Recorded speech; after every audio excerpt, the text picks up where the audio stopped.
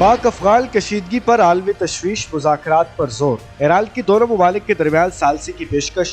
ایرانی وزیر خارجہ عباس اراغچی نے کہا کہ افغانستان اور پاکستان اختلافات کو بات چیت سے حل کریں۔ ایران ہر ممکن مدد کو تیار ہے۔ چین نے بھی پاک افغان تنازع کو پرامن طریقے سے حل کرنے پر زور دیا۔ ترجمان چینی وزارت خارجہ نے کہا کہ سفارتی رابطے جاری رکھے ہوئے ہیں، خطے میں استحکام کے لیے تعمیری کردار ادا کرنے کو تیار ہے۔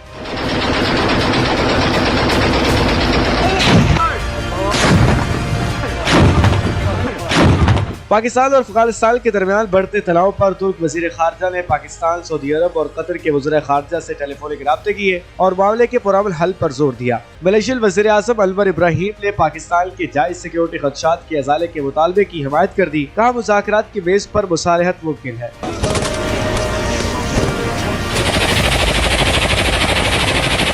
کشیدگی کم کرنے کے لیے دنیا متحرک ہے۔ روس نے بھی پاکستان اور افغانستان سے فوری حملے روکنے کا مطالبہ کیا اور کہا اگر دونوں ممالک درخواست کرتے ہیں تو ثالثی کے لیے تیار ہے۔ برطانوی وزیر خارجہ نے کہا کہ دونوں ممالک فوری کشیدگی کم کریں اور شہریوں کو مزید نقصان سے بچائیں۔